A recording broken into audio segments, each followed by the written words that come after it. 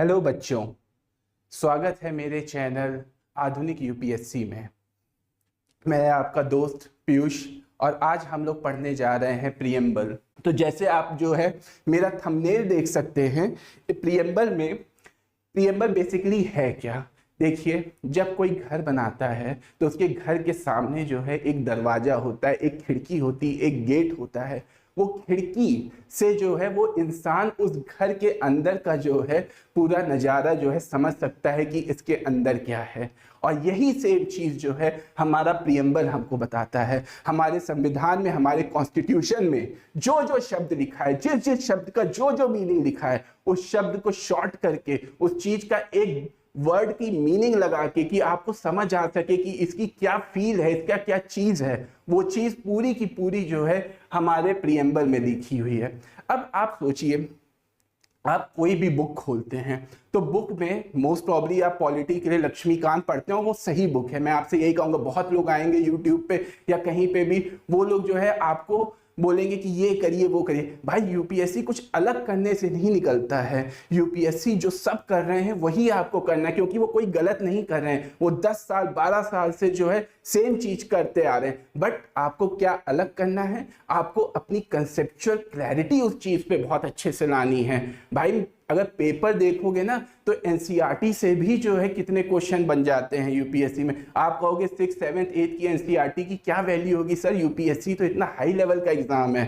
पर जो है एनसीईआरटी बेस्ड क्वेश्चन आते हैं और उसी हिसाब से मैं आपसे अपना अगर मेरे को कुछ मानते हो तो मैं यही कहूंगा कि आपको कोई भी दुनिया की जितनी भी हाई फाई बुक पढ़नी है, डीडी बासु पढ़नी, कुछ भी पढ़नी है, आप पढ़िए, आप स्वतंत्र हैं। बट तब पढ़िएगा जब आपकी लक्ष्मीकांत जो है पूरी कंप्लीट हो जाएगी। और ये लक्ष्मीकांत कंप्लीट कराऊंगा, मैं कराऊंगा। और आप देखिएगा जिस तरीके से, जिस आसान भाषा में मैं आपको लक्ष्मीकांत जो है आपके दिमाग में डालूंगा, आप खुद समझ जाएंगे कि जो है ये एक फिल्म की स्क्रिप्ट की तरह आपके नसों में जो है बहने लगेगी। और इसी तरीके से चलिए, आइए आज की हम क्लास स्टार्ट करते हैं। हाँ, तो मैं आपसे एक चीज बता रहा था जो मैं बाद में भूल गया, कि जब आप कोई बुक खोलते हैं तो बुक में जो है स्टार्टिंग में जो है इंडेक्स लिखा होता है और उसके बाद जो है अंदर चैप्टर्स लिखे रहते हैं। तो जब आप उस इंडेक्स को पढ़ते हैं तो आपको अंदाजा लग जाता है कि इस चैप्टर्स में, इस बुक के अंदर क्या लिखा हुआ है। अब आप ये सोचिए कि इस चीज को क्रिएट करने के कितने तरीके हो सकते हैं। इस चीज को मेरे हिसाब से 2 तरीके से क्रिएट किया जा सकता है। पहला तरीका ये कि आप इंडेक्स लिख दीजिए और इंडेक्स के अकॉर्डिंग जो है आप अपना जो है चैप्टर्स प्लान करिए। दूसरा तरीका ये, जो आप पहले अपने पूरे चैप्टर्स लिख दीजिए और उसका एसेंस जो आपको समझ में आता है उसको आप इंडेक्स में लगाइए। और यही सेम चीज भारत के संविधान और अमेरिका के संविधान, अमेरिकन कॉन्स्टिट्यूशन ने यही किया है। अमेरिकन कॉन्स्टिट्यूशन ने पहले अपना प्रियम्बल लिखा, फिर उसके बाद जो है अपना संविधान लिखा। पर भारत का कॉन्स्टिट्यूशन, और मैं आपको एक बात प्रूव भी करूंगा जो मैं कह रहा हूं, कि भारत ने अपना पहले संविधान लिखा, अपना कॉन्स्टिट्यूशन लिखा और उसके बाद जो है भारत अपना जो है प्रियम्बल लिखा। भारत ने पहले पूरे कॉन्स्टिट्यूशन को लिख लिया, पूरा उसका एसेंस समझ लिया और जो निचोड़ के उसमें से एसेंस मिला, उस एसेंस को उठा के जो है भारत ने अपने जो है प्रियम्बल में लिख दिया। और ये चीज मैं आपको अभी आगे जो है प्रूव करूंगा। तो आइए आज की क्लास जो है स्टार्ट करते हैं। और स्टार्ट करेंगे हम पहले जो है, हम सबसे पहले प्रियम्बल को एक बार as it is word by word जो है पढ़ लेते हैं। जो है हमारा जो संविधान, हमारा जो प्रियम्बल, जो हमारा पहला चैप्टर है प्रियम्बल, जिससे कॉन्स्टिट्यूशन हमारा स्टार्ट होता है, उसकी स्टार्टिंग कैसे होती है? We the people of India. इसका मतलब क्या है we the people of India का? थोड़ा ठहरिए और सोचिए कि we the people of India से कहना क्या चाहता है हमारा कॉन्स्टिट्यूशन। हमारा कॉन्स्टिट्यूशन वी द पीपल से ये कहना चाहता है कि जो हमारी सोर्स ऑफ पावर है, जो हमने जिसको पावर दी है अपनी संविधान बनाने का, वो और कोई नहीं, वो कोई यूएन नहीं है, वो हमारा कोई ब्रिटिश पार्लियामेंट ने नहीं हमारा बनाया था कॉन्स्टिट्यूशन। हमारा संविधान हमारे देश के लोगों ने बनाया था। हमारे देश के लोगों को पावर इस we the people of India से रिफ्लेक्ट करता है। मैं इसमें आपको जो है कॉन्स्टिट्यूशन की 2 थ्योरीज बताता हूं।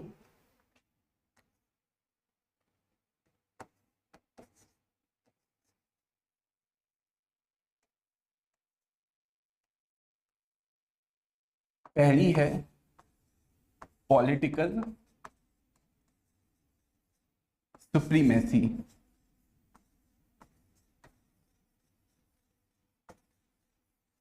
पॉलिटिकल सुप्रीमेसी और दूसरी है पॉपुलर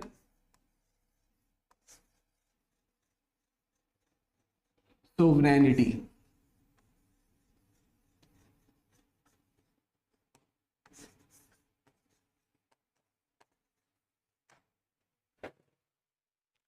पॉलिटिकल सुप्रीमेसी क्या है, इसको आसान भाषा में समझिए। जो ब्रिटिश का जो कॉन्स्टिट्यूशन है, ब्रिटिश में क्या होता है कि ब्रिटेन में पार्लियामेंट वहाँ की सुप्रीम पावर है। जो चीज़ वो वहाँ की पार्लियामेंट ने बना दिया, फिर उसको जो है चेंज कर पाना या कुछ भी कर पाना बहुत डिफिकल्ट, क्योंकि उनने अपनी सारी पावर जो है वहाँ के पार्लियामेंट को दे रखी है। तो पॉलिटिकल सुप्रीमेसी जो है पार्लियामेंट की सुप्रीमेसी है।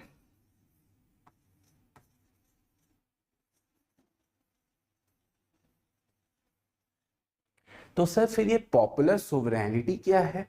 तो पॉपुलर सोवरेनिटी ये है जो हमारे संविधान का जो नींव है, जो मैंने आपको बताया कि हमने पावर जो दी है अपने लोगों को दी है, अपनी जनता को दी है, अपनी कॉमन सिटीजन को दी है। जब हमारे फाउंडिंग फादर्स ऑफ कॉन्स्टिट्यूशन के सामने ये सवाल आया कि हम किसके सोर्स में किसको पावर बनाएं, क्या हम पार्लियामेंट को पावर बनाएं, क्या हम जो है यूएन को पावर बनाएं, क्या हम प्रेसिडेंट को पावर बनाएं, क्या हम प्राइम मिनिस्टर को पावर बनाएं, उन्होंने कहा नहीं, ना हम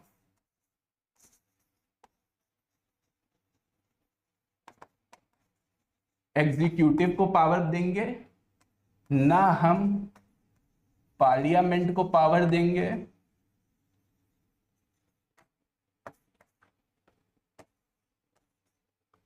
और ना ही हम जो है जुडिशरी को पावर देंगे। हम अगर पावर देंगे तो पीपल ऑफ इंडिया को पावर देंगे। चलिए आगे की कहानी पढ़ते हैं।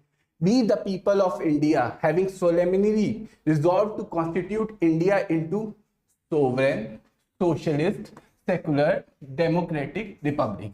ये हमारा नेचर ऑफ इंडिया है। अगर आप लोग जो है भारत का पूरा नाम जानते होंगे तो हमारे भारत का नाम है रिपब्लिक ऑफ इंडिया, और जहाँ हमारे पड़ोसी देश हैं उनका पूरा नाम है इस्लामिक रिपब्लिक ऑफ पाकिस्तान। तो हमारा जो है कोई भी हमारे देश के आगे हम एक सेकुलर देश हैं, और इसकी जो है हम बात आगे करेंगे। अभी मैं आपको एक ब्रीफ दे रहा हूं कि हमारे जो है प्रीएम्बल में क्या लिखा है, और मैं इसको पूरा तोड़ूंगा आपके सामने, एक एक चीज तोड़ूंगा, आप देखिएगा अभी। And to secure to all its citizen, क्या सिक्योर करना है, क्या अपने सिटीजन को देना चाहते हैं, क्या उसका ऑब्जेक्टिव क्या है हमारे संविधान का। हम देना चाहेंगे justice, liberty, equality, fraternity, and assuring the dignity of individual and the unity and integrity of the nation। तो फ्रेटर्निटी एक सिंपल सा हम ब्रदरहुड भाईचारा नहीं दे रहे हैं। फ्रेटर्निटी की हम यहाँ पे एक ब्रॉड डेफिनेशन ले रहे हैं, और वो ब्रॉड डेफिनेशन है unity and integrity of the nation and dignity of the individual. Article 21 clearly talks about the dignity of the individual. अगर राइट टू लाइफ है किसी को तो उसकी लाइफ में जो है डिग्निटी होनी चाहिए। उसको जो है आप कोई जानवर की तरह नहीं बांध के रख सकते हैं, उससे कोई आप बॉन्डेड लेबर की तरह काम नहीं करवा सकते हैं। आप जो है उसको लाइफ विद डिग्निटी देंगे। अब मेरी लास्ट लाइन पढ़िए, जो मैंने आपसे अभी थोड़ी देर पहले कहा था कि मैं आपसे प्रूव करूंगा कि जो है हमारा प्रीएम्बल जो है सबसे लास्ट में लिखा गया था in our constituent assembly this 26th day of November 1949। इसको भाई जो है अपने एकदम दिमाग में बसा लो, इसको एकदम अंदर रख लो, क्योंकि ये डेट जो है आपको एग्जाम्स में बहुत पूछी जाएगी कि हमारा प्रीएम्बल किस दिन अडॉप्ट हुआ था। और जो है उसमें पहला और सबसे पॉपुलर ऑप्शन रहता है 26 जनवरी 1950। 26 जनवरी 1950 को हमारा कॉन्स्टिट्यूशन एनफोर्स हुआ था, वो जो है फोर्स लागू हुआ था। पर जो है असेंबली ने, जो कॉन्स्टिट्यूएंट असेंबली थी हमारी जिन्होंने प्रीएम्बल अडॉप्ट किया था, वो था 26 नवंबर ऑफ 1949। अब मैं आपको एक बात बता रहा हूँ, तो हमारी जो कॉन्स्टिट्यूएंट असेंबली थी वो 9 दिसंबर 1946 को जो है फॉर्म हुई थी। मैंने क्या डेट बोली, 9 दिसंबर 1946, और उनके फर्स्ट प्रेसिडेंट थे डॉक्टर सच्चिदानंद सिन्हा। हमारी 9 दिसंबर 1946 को फॉर्म हुई, और 13 दिसंबर 1946 को जो है हमारा क्या बोलते हैं, जवाहरलाल नेहरू ने ऑब्जेक्टिव रेजोल्यूशन पास किया हमारे कॉन्स्टिट्यूएंट असेंबली में, और वही ऑब्जेक्टिव रेजोल्यूशन जो है आगे चल के प्रीएम्बल का फॉर्म लिया। तो मैंने आपसे ये बताया था, आप अपने दिमाग में इस डेट को डालिए कि हमारी कॉन्स्टिट्यूएंट असेंबली कब बनी थी। एक बार फिर से इसको कमेंट सेक्शन पे टाइप कीजिए कि मैंने क्या बोला, कॉन्स्टिट्यूएंट असेंबली जो है हमारी कब बनी थी, 9 दिसंबर 1946 को। अगर 9 दिसंबर 1946 को कॉन्स्टिट्यूएंट असेंबली हमारी बनी थी, और अगर प्रीएम्बल हमारा पहला चैप्टर होता, तो हम उसको 1949 का डेट क्यों देते, 1949 में क्यों उसको अडॉप्ट करते? क्योंकि हमने पहले पूरा संविधान लिखा, पूरा कॉन्स्टिट्यूशन लिखा, और उसके बाद जाके हमने एंड में उसका पूरा जो है निचोड़, उसका पूरा क्रक्स निकाला, और जो क्रक्स हमें मिला उस क्रक्स को हमने एज इट इज जो है अपने प्रीएम्बल में लिखा, और वो डेट थी 26 नवंबर ऑफ 1949। चलिए आगे बढ़ते हैं हम लोग। अब इसका जो है प्रीएम्बल का, व्हाट इज प्रीएम्बल, इसका मीनिंग क्या है? प्रीएम्बल जैसे मैंने बताया कि एक बुक का जो है इंडेक्स की तरह है, वो जो है एक प्रीफेस है, वो एक इंट्रोडक्टरी चीज है, ये एक समरी रखता है, ये एक एसेंस रखता है, और ये एक गाइडिंग फिलॉसफी है जो है हमारे लिए। और इसको जो है एक बहुत एमिनेंट ज्यूरिस्ट हैं एन.ए. पालकीवाला, उन्होंने इसको जो है आइडेंटिटी कार्ड की तरह इसको बोला, जो है कि ये हमारे कॉन्स्टिट्यूशन का एक आइडेंटिटी कार्ड है। और जैसा मैंने आपको बताया था कि इसका सोर्स क्या है, इसका सोर्स जो है ऑब्जेक्टिव रिजोल्यूशन जो है पास हुआ था जवाहरलाल नेहरू, जो मैंने आपको डेट बताई थी 13 दिसंबर 1946, और जो है ये जवाहरलाल नेहरू ने इसको 13 दिसंबर 1946 को दिया था, जो कि लेटर इसको फॉर्म होके ये एक प्रीएम्बल का रूप लिया। अब जैसा मैंने बताया था कि इसका सोर्स ऑफ पावर क्या है, इसका सोर्स ऑफ पावर है we the people of India. हमने अपने सिटीजन को वो पावर दिया कि जो है हमारे सिटीजन जो है इसको संविधान के जो है उस पावर वहाँ, हमारा संविधान वहाँ से लिया जाएगा, ये कोई पार्लियामेंट का पावर नहीं है। और आज हमारी पार्लियामेंट अगर लिमिट होती है तो वो कॉन्स्टिट्यूशन से लिमिट होती है। इसी में मैं आपको एक टर्म समझाना चाहूँगा जो एग्जाम में बहुत पूछा जाता है,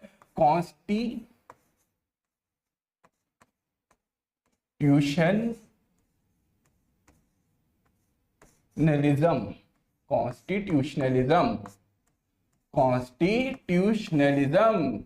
ये वर्ड आप अपने दिमाग में रख लीजिए, ये बहुत इसका जो है फिलोसफिकल इसका पूछा जाते हैं सवाल, और इसका मतलब ये होता है it limits the power of the parliament. हमारा पार्लियामेंट को बाध्य बना देता है कि जो है तुम्हें under the constitution he enact करना है, तुम अपने मन से कोई भी एक्ट या अपनी कोई भी लॉज जो है नहीं ला सकते हो।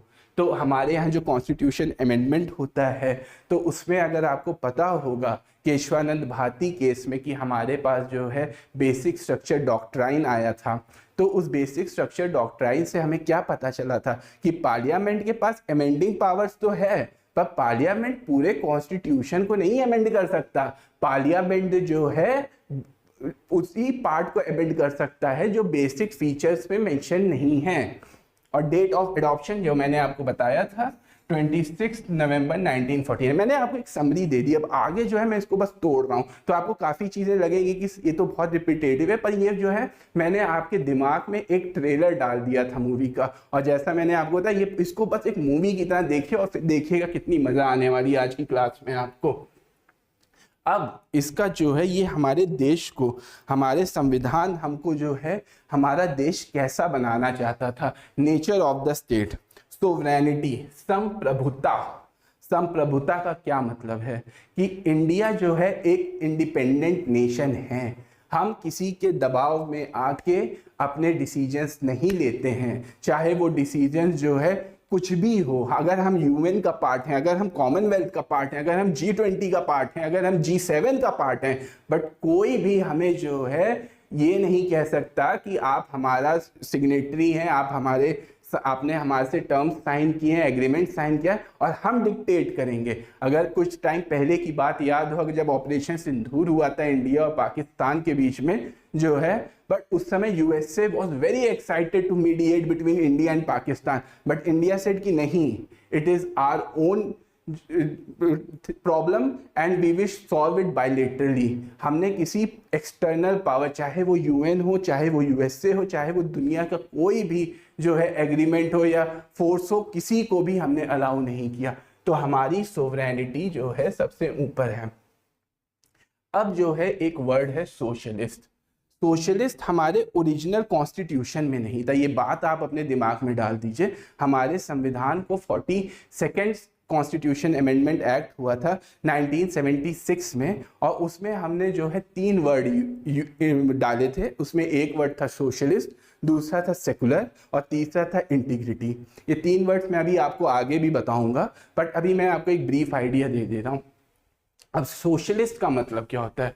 सोशलिस्ट हमारे यहाँ जो है मिक्स्ड इकोनॉमी है। हमारे यहाँ पब्लिक ओनर्स भी हैं और प्राइवेट ओनर्स भी हैं। ऐसा नहीं है कि हमारे यहाँ प्राइवेट कंपनीज नहीं एक्ट करती हैं, हमारी प्राइवेट कंपनीज भी हैं और पब्लिक कंपनीज भी एज इट इज़ जो है उतना ही वो अपना काम करती हैं।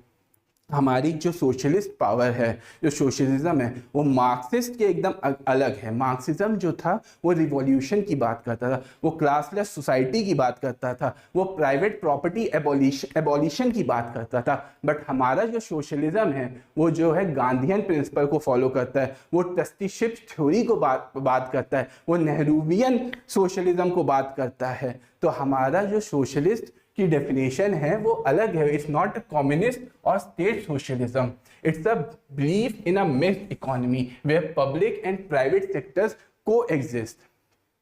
सेकुलर जैसे मैं आपको बता रहा था, सेकुलर जो है बेसिकली 2 टाइप के सेकुलरिज्म होते हैं। एक होता है वेस्टर्न सेकुलरिज्म और एक होता है इंडियन सेकुलरिज्म। वेस्टर्न सेकुलरिज्म क्या है? वेस्टर्न सेकुलरिज्म ये है कि हमने रिलीजन बेसिकली चर्च में आप मान लीजिए, चर्च या रिलीजन जो भी आपको सही समझिए, चर्च और स्टेट के बीच में हमने एक वॉल क्रिएट कर दी है। अब ऐसा है कि चर्च स्टेट के मैटर पे इंटरफेयर नहीं करेगा और स्टेट जो है चर्च के या रिलीजियस थिंग्स पे जो है इंटरफेयर नहीं करेगा। बट हमारी जो इंडियन सेकुलरिज्म है, it follows equidistant principle. Equidistant principle क्या है? कि हम सब सर्वधर्म संभव, हम सारे धर्मों को एक तरीके से, एक नजरिए से देखते हैं। हमारे लिए जो है ये हमारा स्टेट होता है बीच में, और यहां से हमारे डिफरेंट रिलीजन 1, रिलीजन 2, रिलीजन 3 और रिलीजन 4, ये हमारे सारे जो रिलीजन्स होते हैं ये इक्विडिस्टेंट होते हैं। ऐसा नहीं है कि कहीं हमने ये मान के रखा है कि हम इंटरफेयर नहीं करेंगे। अगर हमें कोई भी प्रैक्टिस ऐसी लगती है रिलीजन में कि जो है ये गलत है, यहाँ पे जो है हमें इंटरफेयर करने की जरूरत है, चाहे वो टेम्पल एंट्री की वाली दिक्कत हो, चाहे वो सबरीमाला वाली इशू हो, चाहे वो ट्रिपल तलाक वाला इशू, वहां पे जो है स्टेट ने इंटरफेयर किया है। और स्टेट जो है बकायदा सारे धर्मों को इक्वली प्रमोट भी करता है। अगर हम चाहे वो हज सब्सिडी की बात कर लें, चाहे वो कुंभ की ऑर्गेनाइजेशन की बात कर लें, लास्ट ईयर फरवरी में जो यूपी में हुआ था, तो उसमें हम जो है सारे धर्मों को, सबको एक जैसा देखते हैं। और हमारा जो सबसे बड़ा रिपब्लिक ऑफ इंडिया, ये कोई भी धर्म को बेसिकली, जैसे मैंने बताया कि हमारा जो पड़ोसी है इस्लामिस्ट रिपब्लिक ऑफ पाकिस्तान, उसने अपने देश के नाम पे ही बता दिया है कि व्हाट वी रिप्रेजेंट। उसने पहले ही बता दिया कि हमारा इस्लामिस्ट जो है, उसने अंडरलाइन किया है। बट हमारे देश ने कभी भी इस चीज को नहीं किया। हम जो है एक सेकुलर नेशन है, जहाँ पे हम सारे धर्मों की उतनी ही इज्जत करते हैं और यहाँ पे जो है ब्रदरहुड की तरह सब लोग रहते हैं। अब आगे चलते हैं। और मैंने आपको बताया था सोशलिस्ट 42nd अमेंडमेंट से आया था कॉन्स्टिट्यूशन के, एंड सेकुलर ये भी 42nd कॉन्स्टिट्यूशन अमेंडमेंट में आया था। अब इसके बाद जो है डेमोक्रेटिक जो है इसके बारे में बात करते हैं। डेमोक्रेटिक बेसिकली जो है क्या होता है, जो सिटीजन ऑफ इंडिया होते हैं वो बेसिकली अपनी गवर्नमेंट चुनते हैं एक टाइम पीरियड के बाद, जो कि टाइम पीरियड बेसिकली 5 इयर्स है। और उस टाइम पीरियड के बाद जो है अगर आपकी जो है सरकार ने अच्छा काम किया तो आप उसको कंटिन्यू करोगे, और अगर आपको लगता है कि आपकी उम्मीदें थी उस हिसाब से सरकार ने काम नहीं किया तो आपके पास पूरा पावर होता है कि आप जो है सरकार को चेंज कर सकते हैं। एनसीईआरटी का बहुत पॉपुलर फ्रेज है कि democratic government is for by the people, of the people and for the people जो है, तो ये चीज जो है डेमोक्रेटिक चीज को रिप्रेजेंट करती है। रिपब्लिक, ब्रिटेन में क्या होता है कि वहां पे मोनार्ची सिस्टम है। ब्रिटेन में हम लोग जो है वहां का हेड जो है एकदम एक सीक्वेंस बना हुआ है कि भाई क्वीन एलिजाबेथ, नहीं तो फिर प्रिंस चार्ल्स, नहीं तो फिर उनके बेटे पोते जो भी हैं वही उसमें हेड ऑफ द स्टेट बनेंगे। हमारे देश में ऐसा सिस्टम नहीं है। हमारे देश में जो हेड ऑफ द स्टेट है वो elected head of the state होता है, ये कोई मोनार्ची सिस्टम को नहीं फॉलो करता। पर इसमें मैं पता है रिपब्लिक में आपको एक बहुत ही जो है इंपॉर्टेंट फ्रेज जो है पॉइंट करना चाहूंगा, और ये इंपॉर्टेंट फ्रेज जो है आप कई एग्जामों में, B it UPSC, B it state PCS, और जो है कोई भी एग्जाम आप देते हो जीएस बेस्ड एग्जामिनेशन, ये एक बहुत छोटी सी लाइन लक्ष्मीकांत में मेंशन्ड है पर इसको जो है एग्जामिनर पकड़ लेता है, और वो ये है कि all public offices open to every citizen. ये एक रिपब्लिक का फीचर है जो है, ये चीज आपसे एग्जाम में पूछी जाएगी। All public offices open to every citizen, आपको लगेगा कि ये इक्वालिटी की बात कर रहा है पर ये इक्वालिटी की बात नहीं कर रहा है। मैं देखिए जहां जहां एम्फेसिस देना है वो उसको एम्फेसिस दे रहा हूं, और अगर आप अपनी लक्ष्मीकांत खोलें या कोई भी नोट्स बना रहे हैं उस चीज पे, इस चीज को आप या तो बोल्ड करिए या तो इसको हाईलाइट करिए, क्योंकि यही सब क्वेश्चन पॉइंट्स हैं। ये सब फालतू की चीजें बहुत लिखी होंगी बट जो क्वेश्चन जहां से बनते हैं देखिए वो सब चीजें भी लिखना जरूरी है, क्योंकि आपको अंडरस्टैंडिंग आपकी बनेगी। बट एक टीचर से पढ़ने का फायदा क्या है, टीचर आपके सामने खोल के रख देगा आपकी किताब और आपसे बोलेगा कि बेटा ये एक इंपॉर्टेंट पॉइंट्स हैं और आपको इस पे एम्फेसिस करना है, बाकी जो चीजें हैं उससे आपको अंडरस्टैंडिंग बढ़ानी है उस सब्जेक्ट के बारे में, बट जो ये इंपॉर्टेंट पॉइंट्स हैं ये आपको एग्जाम्स में मार्क्स दिलाएंगे। अब है हमारी ऑब्जेक्टिव क्या है। हमारा जो ऑब्जेक्टिव है वो है जस्टिस। हम अपने देश को क्या देना चाहते हैं, जस्टिस। ये वर्ड जस्टिस कहाँ से आया, ये वर्ड 1917 रशियन रिवॉल्यूशन से जो है ये वर्ड आया है, और इसमें 3 पार्ट हैं, सोशल, इकोनॉमिक एंड पॉलिटिकल। अब इसको बहुत ही कैसे बताऊं मैं, बहुत नॉर्मल वे है बट लोग भूल जाते हैं सोशल, पॉलिटिकल, इकोनॉमिकल। मैंने तो इसको इस तरीके से याद किया था कि सोशल मतलब GS1, क्योंकि सोसाइटी का चैप्टर सोशल होता है, और उसके बाद पॉलिटिकल मतलब GS2, पॉलिटी एक बहुत इंपॉर्टेंट पार्ट है GS2 का, और इकोनॉमिक्स मतलब GS3, क्योंकि ये इकोनॉमिक्स जो है GS3 का एक बहुत इंपॉर्टेंट पार्ट है। तो आप इसको इस तरीके से याद कर लीजिए अपने मेंस के सब्जेक्ट में, GS1, GS2, GS3, तो ये आपके दिमाग में हमेशा बसा रहेगा। अब उसके बाद जो है बहुत इंपॉर्टेंट है लिबर्टी, इक्वालिटी, फ्रेटर्निटी। ये कहाँ से लिया हमने, लिबर्टी, इक्वालिटी, फ्रेटर्निटी हमने जो है फ्रेंच रिवॉल्यूशन से लिया। और जो है लिबर्टी जो है एक रेस्ट्रिक्टेड लिबर्टी है जो आर्टिकल 19 में जो है आपको रेस्ट्रिक्ट करती है कि आप आप ऐसा नहीं कि आपको लिबर्टी मिली आप कुछ भी कह सकते हैं, ऐसा नहीं है। आपके पास जो है एक एब्सोल्यूट रेस्ट्रिक्शंस है कि आप क्या बोल सकते हैं क्या नहीं बोल सकते। इक्वालिटी जो है हमारे आर्टिकल 14 में जो है मेंशन्ड है, और ये जो है रिस्ट्रिक्ट करती है गवर्नमेंट को किसी को भी जो है स्पेशल प्रिविलेज देने के हिसाब से। कुछ चीजें हैं जैसे हमारे प्रेसिडेंट और गवर्नर के ऊपर जो है उनको एक स्पेशल इम्यूनिटी मिलती है, be it the case of the criminal case और be it the case of the civil cases. Criminal cases जब तक वो ऑफिस में है उनके ऊपर नहीं इनैक्ट हो सकते हैं, और सिविल केसेस जो है 14 डेज की नोटिस के बाद जो है उस पर उनके ऊपर चार्ज स्टार्ट हो सकता है। तो ये एक उनके ऊपर जो है स्पेशल प्रिविलेज है। इसके अलावा हमारे देश में, हमारे संविधान में हमने अपने सिटीजन को सबको जो है एक समानता से देखा है, सबको इक्वालिटी दी है, be it prime minister, B it any person in the country, सबके पास जो है इक्वालिटी है। The one that is fraternity मैंने आपको बताया था कि it is a broader term, it's not only about the common brotherhood या भाईचारा, it's also about the unity and the integrity of the nation. The word integrity, ये word integrity जो है 42nd कॉन्स्टिट्यूशन अमेंडमेंट एक्ट 1976 में जोड़ा गया था। और जो है यूनिटी आपको पता ही है, और डिग्निटी ऑफ द इंडिविजुअल जो मैंने आपको बताया था कि आर्टिकल 21 राइट टू लाइफ जो है आपको बताता है। अब ये कुछ फिलोसफिकल सोल ऑफ इंडिया है। अब ये फिलोसफीज है जो डिफरेंट चाहे वो के एम मुंशी हो, चाहे अर्नेस्ट बाकर हो, चाहे पंडित ठाकुर दास भार्गव हो और एम हिदायतुल्ला हो। ये फॉर्मर चीफ जस्टिस है एम हिदायतुल्ला। के एम मुंशी ने कहा है कि are preamble is the horoscope of our sovereign democratic republic, and Pandit Thakur Das Bhargav ने कहा the most precious part of the constitution, it is the soul, a key, a jewel set in the constitution।